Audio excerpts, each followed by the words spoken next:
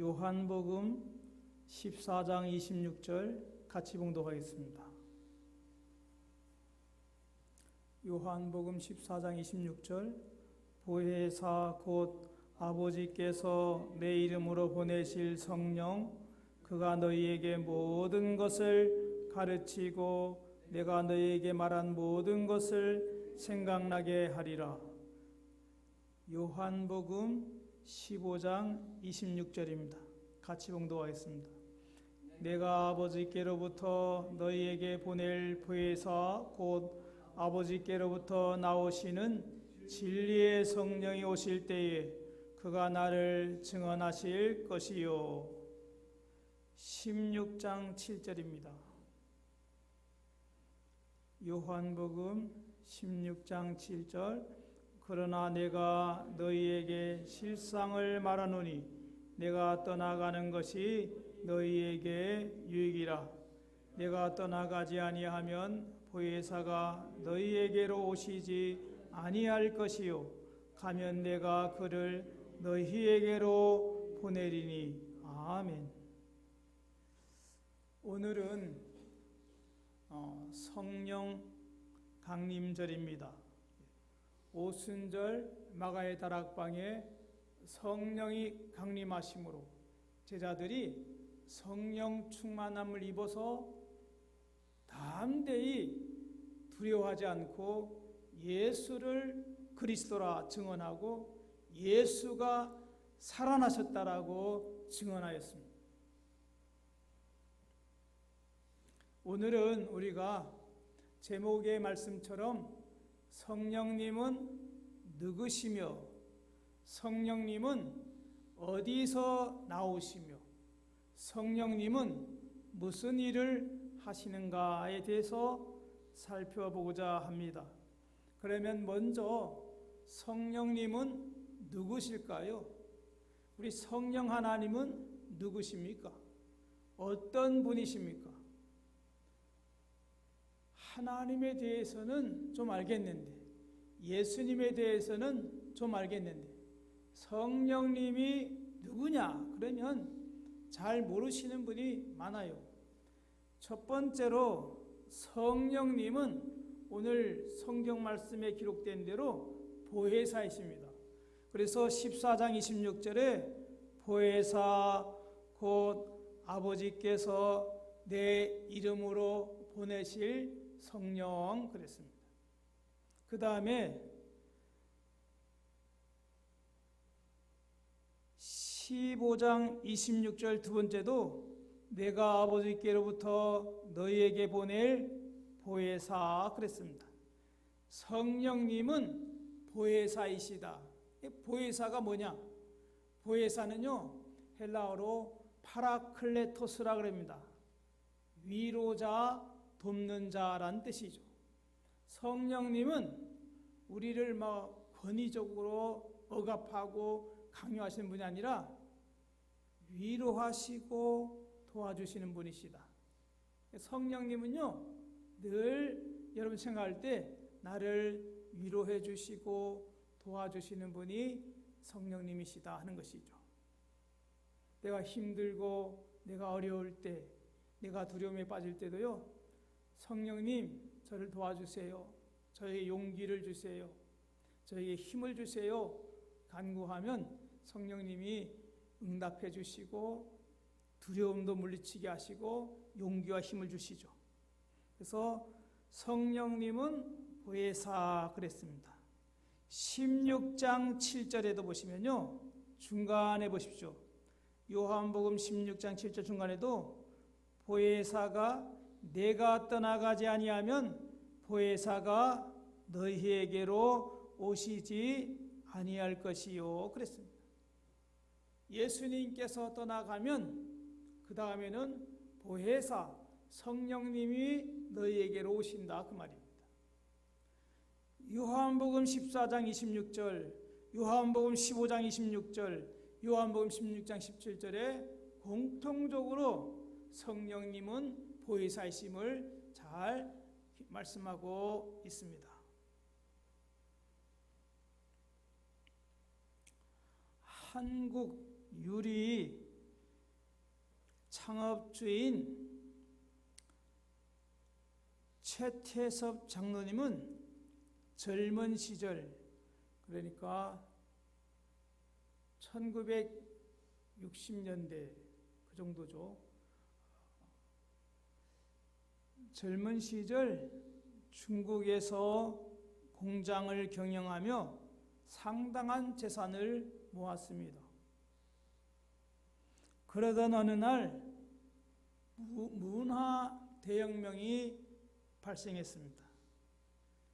1966년에서 1976년 10년여간 사이에 이 마리 문화 대혁명이지, 지식인, 그다음 지주, 사장, 이런 지주 계통 자본가를 가진 사장님 위주로 숙청이 단행됐어요. 그러니까 마오쩌둥이 선동하고 홍위병이 실행한 적색 테러입니다. 세상을 발칵 뒤집어 놓았어요. 문화 대혁명이. 공장 근로자들이 사장을 인민재판에 회부하여서 그 자리에서요 즉각 처형하는 그런 끔찍한 일이 도처에서 발생했습니다. 그래서요 실상은 이런 불상 같은 것도요 그때 들고 나가서 쳐서 깨뜨리고 마리아 상도 깨뜨리고 온갖 일을 다 저질렀죠. 장로님의 공장이라고 예외일 수가 없었습니다. 장로님은요 그때 모든 것을 포기하고 하나님 앞에 생명을 맡겼습니다. 나도 이제 죽는구나, 그런 생각을 가졌죠. 또 하나님 앞에 기도만 하는 뿐이었죠. 마침내 이 최태섭 장로님의 공장에도 인민재판이 열렸습니다. 분위기는요 살벌하고 험악했습니다. 죽여라 그러고 사방에서 소요 일어난 것처럼 하잖아요. 그런데 한 근로자가 딱 일어서더니 우리 사장님은 다른 사장님과 달라, 우리에게 진심으로 잘해주었기 때문에 죽여서는 안 됩니다, 그런 거예요. 공산혁명의 열기가요 하늘을 찌르던 때입니다. 그러한 때에 자본가의 편을 든다는 것은, 사장 편을 든다는 것은요 목숨을 내놓는, 목숨을 버리는 그런 일이었습니다. 그리고 사장님을 살려주라 이런 주장이 먹혀 들어가지도 않을 때였습니다. 그런데도 그 근로자는 용감하게 말했고, 그런데 이상하게도요 이 사람의 말에 한 사람 한 사람 다 의견에 동조했습니다. 죽여라 하던 사람들도요 가만히 침묵하게 된 것이죠. 직접. 그 결과 인민의 입장에서 본다면 이유여하를 막론하고 처단받을 지주요 자본가인 장로님이 무사히 살아남아서 한국으로 귀국할 수가 있게 되었죠. 여러분, 이렇게 한 사람이 일어나서 우리 장로님을 살려줘야 된다라고 그런 험악한 분위기에서 말할 수 있었던 것은요 성령님이 그 한 근로자에게 용기를 주셨기 때문이죠. 보혜사께서 우리 장로님을 그 위경에서, 사망에서 건지신 것이죠. 성령님은 오늘도 우리가 위경에 빠졌을 때, 다급한 일 당했을 때에 말할 수 없는 탄식으로 기도하며 위로하시는 분이 성령님이시죠. 그래서 로마서 8장 26절에 이와 같이 성령도 말할 수 없는 탄식으로 기도하며 성령도 우리의 연약함을 도우시나니 우리는 마땅히 기도할 바를 알지 못하나 오직 성령이 말할 수 없는 탄식으로 우리를 위하여 친히 간구하신다 그랬습니다. 이렇게 성령님은 보혜사, 파라클레토스, 위로하시고 도우시는 분, 위경에 빠지셨을 때 우리를 도우시는 분이 성령님입니다. 두 번째로 성령님은 진리의 영입니다. 진리의 영. 우리가 신앙생활 하면서 교회 다니면서도요, 진리 편에 서지 않고 힘이 센 사람 편에 서려고 할 때가 많이 있습니다. 이건 온당치 않습니다. 항상 진리 편에 서야 됩니다. 왜 그러냐면 오늘 본문 요한복음 15장 26절 중간절에 보시면 아버지께로부터 나오시는 진리의 성령이 오실 때, 아버지께로부터 나오시는 성령은요 진리의 영이라 그랬습니다. 예수님께서 성령을 가리켜 말씀하시기를 진리의 성령이라고 부르십니다. 성령님은 오직 진리를 말씀하시고 진리를 통해서 일하시고 진리로 당신을 나타내 보이십니다. 성령님은 진리 아닌 것과는 어떤 경우에도 함께하지 않습니다. 그러므로 성령님과 깊이 사귀시는 사람은 그의 삶을 통해서 진리를 드러내야 하는 것이죠. 성령은 진리의 영이다 하는 것입니다. 그러면 성령님은 어디로부터 나올까요? 누구에게서부터 나올까요? 이걸요 한국교회 성도들도 잘 몰라요. 성령은 어디서부터 나올까요? 성령을 이렇게 보놓고도 산에 가서 40일 금식 기도하면서 나무 뿌리를 뽑아야 성령을 받는다, 성령이 나온다, 그렇게 이해하는 사람들이 많았어요. 한국교회도.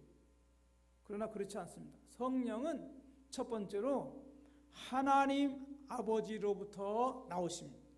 두 번째, 성령은 예수 그리스도로부터 나오십니다.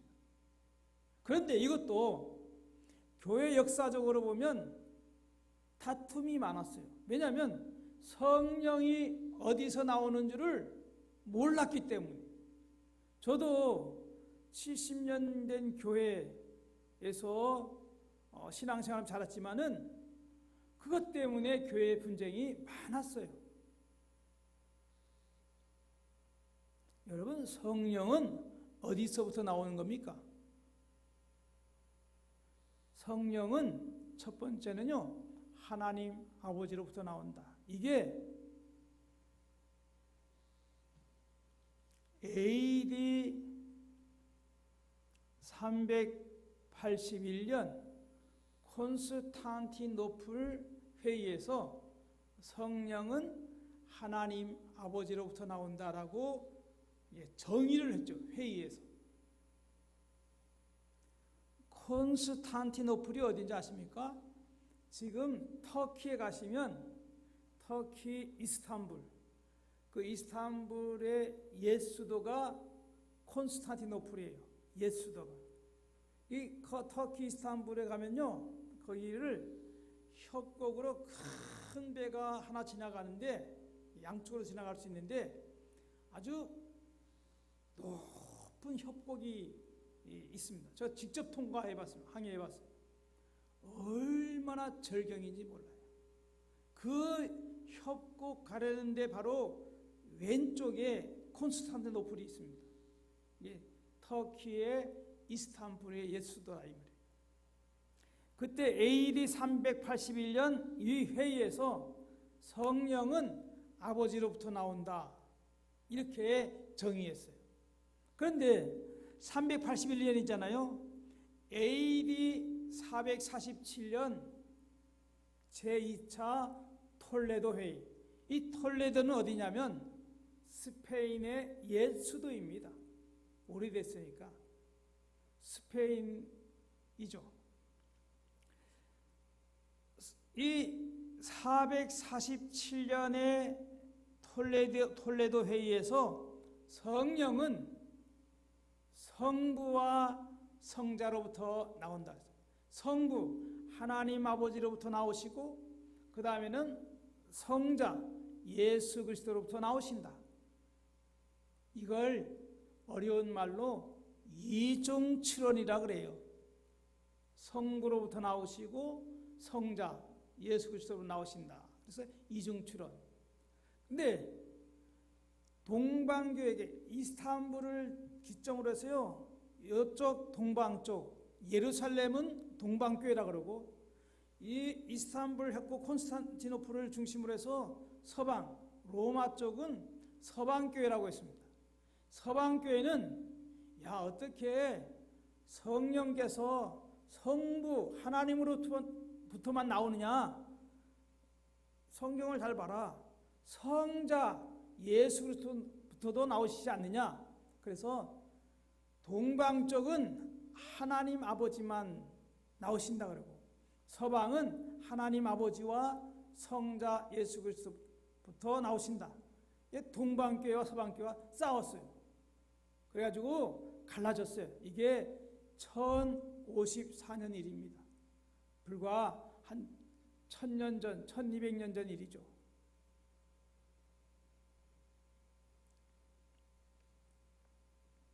그래서 동방교회는 성령은 하나님 아버지로부터 나오신다. 단일 출원을 지지했고 서방교회는 아니다. 성령님은 하나님 아버지와 성자 예수 그리스도로부터 나오신다. 이중 출원을 주장하게 되었죠. 그러니까 우리 교회는 어디입니까? 우리 교회는 어디 편에 서는 겁니까? 하나님 아버지와 성자 예수 그리스도 나오신다. 그러니까 서방교회 측에 서는 거죠. 그래서 개신교회는요 거의 다 서방교회 성경 말씀대로 서방교회 입장을 따르게 됐죠. 성령의 출원에 대해서 말씀드렸고, 세 번째 사역은 성령님의 사역입니다. 성령님은 일이 참 많으신데 구체적으로 어떤 일을 하실까 하는 것이죠. 성령님은 여러분 무슨 일을 하실까요? 이 성령님이 무슨 일을 하시는지 잘 모르니까 온통 교회 안에 분쟁이 심해. 나 성령 받았다 그러고는 성령 안 받은 사람 향해서 정죄하고 싸우고 비난하고, 그런데 그건 말이 안 되는 일입니다. 성령님은 무슨 일을 하시는가? 성령님은 제일 먼저 예수님을 증거하시죠. 제일 먼저 성령님의 사역은 예수님을 증거하는 일을 합니다. 예수님을 증거하려면 뭘 증거해야 되겠습니까? 예수님은 하나님의 아들이시다. 이걸 증언해야 되겠죠. 예수님은 나를 위해 십자가에 죽으시고 사흘 만에 부활하셨다. 이걸 증언하시겠죠. 그리고 예수님은 지금도 살아계시다. 이걸 증언하시겠죠. 예수님이 우리의 죄를 속죄하기 위하여 십자가에서 피 흘려 화목제물이 되셨다. 이걸 증언해 주시죠. 이런 사실이 믿어지신다면 그 사람은 성령님이 이미 오신 사람이에요. 예수가 누구신지 알게 되고 예수가 무슨 일을 하셨는지 내가 깨닫게 되고 예수님이 나의 죄를 용서하셨음이 확실하게 믿어진다면 그 사람은 성령이 오신 사람이다, 그 말입니다.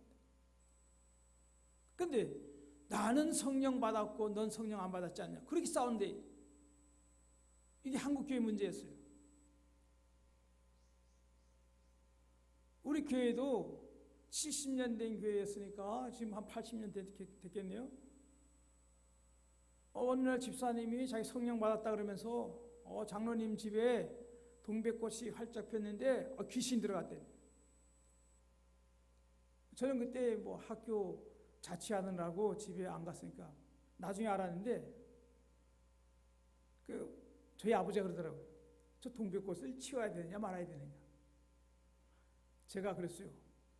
그때 신학 공부도 하지 않았는데, 아니 어떻게 꽃이 귀신 들었다고 해서 그 꽃을 버리겠습니까? 꽃은 꽃이지 무슨 성령 귀신 드는 그런 꽃이 어디 있습니까? 그래서 말렸죠. 아무런 일도 일어나지 않았어요.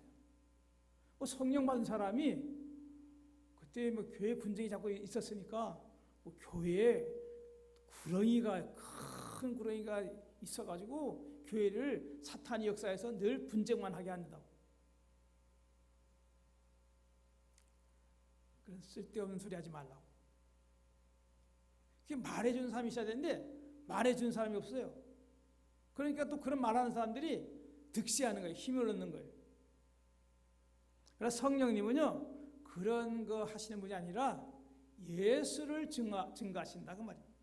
그것도 나를 위해서 이 땅에 오셔서 나 같은 죄인 살리기 위해서 십자가에 못 박혀 죽으시고 사흘 만에 부활하시고 승천하셔서 심판주로 다시 오심을 증거한다 이 말이에요. 그런 것들이 영의 눈으로 밝히 깨달아지고 내가 믿게 되고 내 마음속에 확신이 생겼다면 그 사람 마음속에는 이미 성령이 임재하는 사람이다 그 말입니다.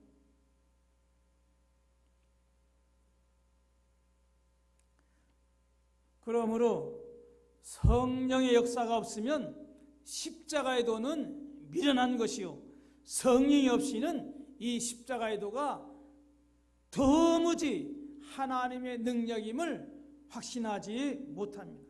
성령이 없으면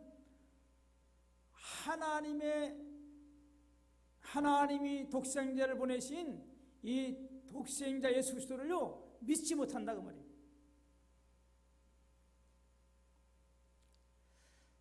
여러분 한번 생각해 보십시오. 이 시간 내가 십자가의 도가 깨달아지십니까? 예수님께서 나를 위해 십자가에 못 박혀 죽으시고 사흘 만에 부활하심이 믿어지십니까? 죽은 자 가운데서 부활이 깨달아지고 알게 되고 믿어지십니까? 그러면 그 사람은 성령의 사람이요 하나님께 속한 사람이요 예수님께 속한 사람이죠. 두 번째로 성령의 사역은 요한복음 16장 13절 하반절에 말씀하시듯이 장래일을 가르치십니다. 이 장래일을 가르친다는 말을 오해하는 분들이 참 많아요. 장래를 말하니까 미래를 점치는 것입니까? 미래를 예언하는 것입니까? 그렇지 않습니다. 운명을 예언해 준다는 말이 아니라 여기서 장래일은 헬라어로 아낭겔레이 드러내놓는다 그런 뜻입니다. 뭘 드러내놓겠습니까? 성령님은 무엇을 드러내놓겠습니까? 성령님은요 하나님의 계획, 하나님의 목적, 하나님의 뜻에 대해서 내가 무지한데 알지 못하는데 성령님이 오셔서 하나님의 목적을, 하나님의 뜻을, 하나님이 기뻐하는 일을 알게 하시고 깨닫게 하시고 그 일을 실천하도록 역사하시죠. 그래서 하나님의 계획과 하나님의 뜻을 드러내놓는 일을 하신다 그 말입니다. 여러분 하나님의 뜻과 하나님의 계획, 하나님의 목적은 일반적으로 비슷할 수 있지만 각자에게 다 다를 수 있습니다. 나는 오늘 이 청소하는 것이 하나님의 뜻일 수 있고 나는 오늘 교회에서 봉사하는 것이 하나님의 뜻일 수 있고 하나님의 계획일 수 있죠. 오늘 단기 선교가 함께하는 교회에서 열심히 헌신적으로 하루에 12시간 이상을 일해서 우리 백 장로님과 윤 장로님 또 우리 윤혜 시장님도 오셔서 봉사했는데 하루에 12시간 이상을 일해 보십시오. 사람의 힘으로는요 감당이 안 돼요. 하나님께서 성령을 통해서 힘 주셔야 감당하는 거죠. 여러분 12시간 13시간 일하면서요 제가 생각을 해봤어요. 내가 지금 수도원에 가서 침묵 수행하는 것이지 그런 생각을 해요. 말 한마디 하는 게 없어요. 뭐 가져와라 뭐 그런 것밖에 하는 말이 없어요. 계속 일만 하는 거예요. 그러면서 그 순간순간요 기도하죠. 하나님 우리 의정부 동북교회 성도들을 복 주십시오. 내가 수고하지만 하나님께서 우리 성도님들의 마음속에 평안함을 주십시오. 기도하면서 한다고. 이게 성령님 역사죠. 한 푼 두 푼 그 찬조하셔서요 풍성하게 해주셨는데 여러분 모텔에서 잤습니다. 잘 곳이 없으니까 모텔에서. 바로 우리 모텔 옆에는요 W 호텔이라고 번쩍번쩍하고 지하 주차장까지 있더라고요. 근데 거기는 하루에 8만 원에서 10만 원이에요. 근데 우리 모텔은요 밤에 불도 꺼져버려요. 4만 원. 주차는요 그 앞에 공용 주차장이 되래요. 주차장이 없어요. 그래서 우리 장로님이 차 끌고 가셨는데 주차할 곳을 찾아서 일하고 와서도요 진짜 구석탱이다 한 대 대놓고 들어와서 씻고 그렇게 하셨는데 너무 수고 많으셨어요.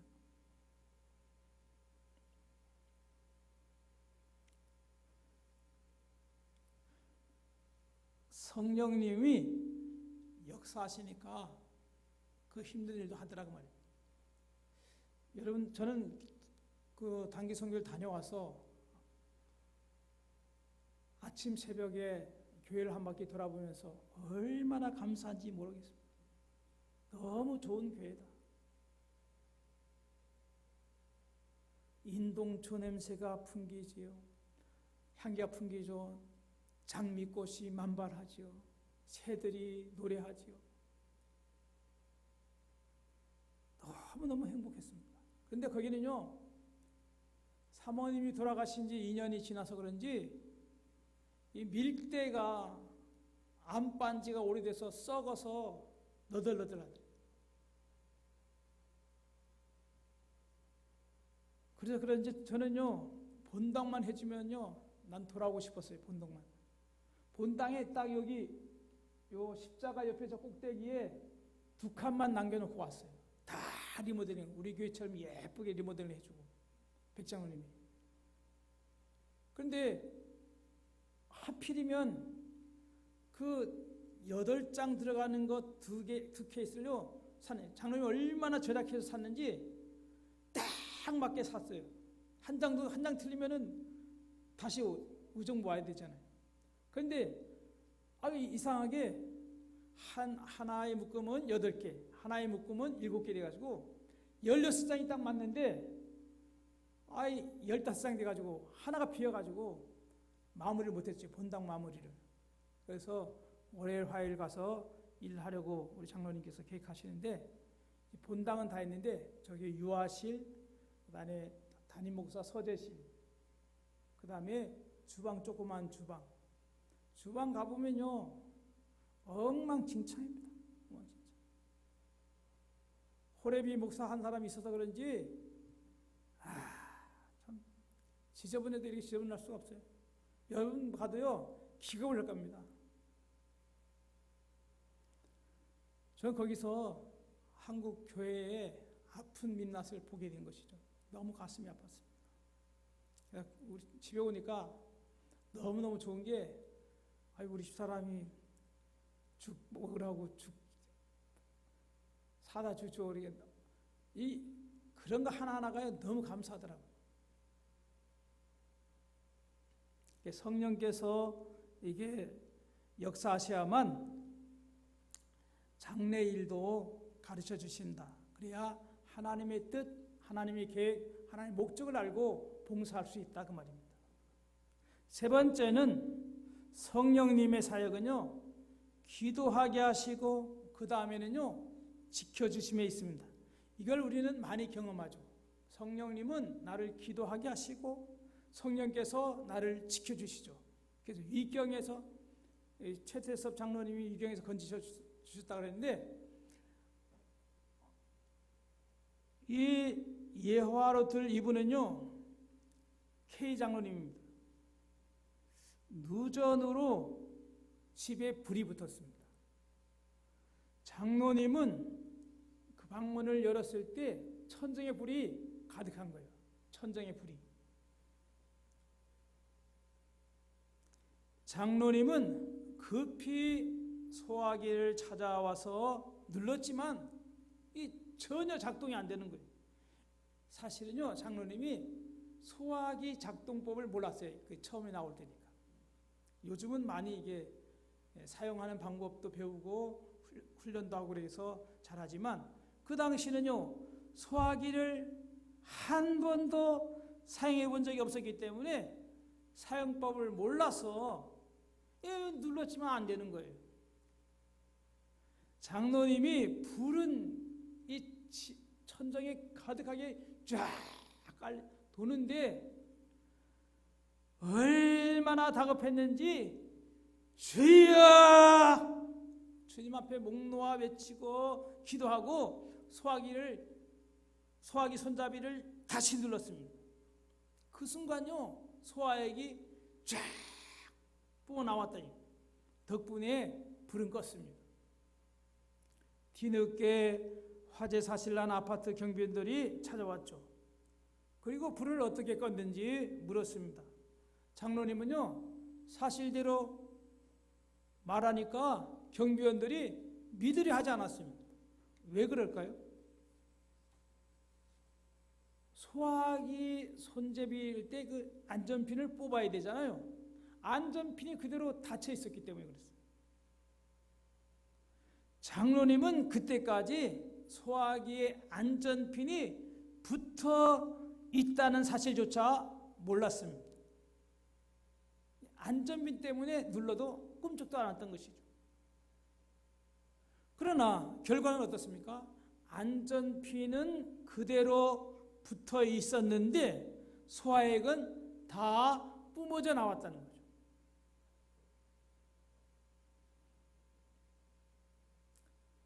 경비원들은요, 이해 불가하다 했지만 장로님은 알고 있었죠. 그 소화기를 작동시키신 분은 내가 아니라 성령님이셨다, 그 말이에요. 성령님이 나를 불 속에서 지켜주셨구나 확신하게 됐습니다.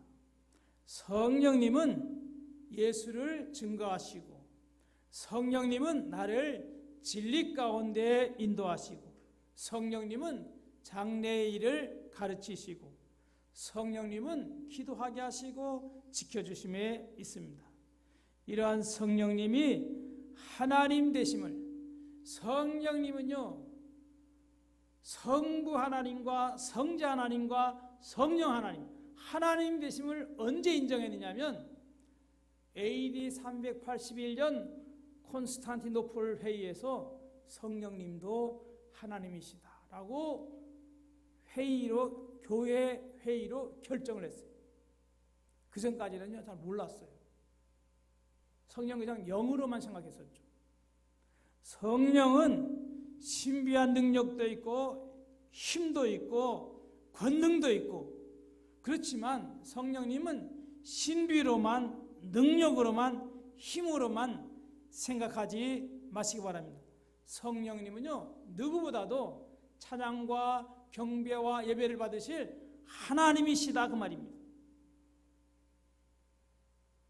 그러니까 성령님은요, 늘 하나님의 계획과 뜻을, 목적을 위해서 일하시고, 성령님은 늘 예수 그리스도의 사역에 대해서 함께 동역하시고 그 일을 증거하시죠. 그러니까 예수님을 보면서 성령님을 알고 하나님 아버지를 보면서 성령님을 알게 되는 것이죠. 어거스틴의 말처럼 성부와 성자, 성령 하나님은 우리의 말보다, 우리의 생각보다 더 위대하시고 진실하시며 우리의 생각보다 실제에 더 위대하고 진실하시기 때문에 인간의 지성으로 삼위 하나님을 정의하는 것은 불가능하다 그랬습니다. 사랑하는 성도 여러분, 성령 받았습니까? 이 질문의 분명한 대답은요, 여러분이 나 성령 받았습니다, 이 대답 확신하든지 못하든지 상관없이 예수님이 나를 위해 십자가에 죽으시고 사흘 만에 부활하신 주님이 믿어지신다면, 그래서 예배가 소중하고 찬송하는 시간이 귀하고 그분의 영광을 섬기며 봉사하는 일이 기쁘다면, 그래서 복음 증하는 일에 참여하는 사람이라면 그 사람은 이미 성령 받은 사람입니다. 소나오기는 내게 오신 성령님이 이제는 말씀과 기도로 충만하여 하나님의 기쁘신 뜻을 이루어 가시기를 주의 이름으로 축복합니다. 기도하겠습니다. 좋으신 하나님 아버지, 성령이 오셔야 나같이 무지한 백성도 하나님 아버지께서 독생자를 보내신 이 진리를 알고 예수님께서 나를 위해 십자가에 죽으시고 우리의 모든 죄를 속죄하심을 알고 그 사랑과 그 희생에 감사하며 감업하며 살아가는 삶을 살 수 있음을 깨닫게 됐습니다. 하나님 아버지, 성령님 우리에게 오셔서 우리를 떠나지 마시고 우리와 영원토록 함께하여 주시옵소서.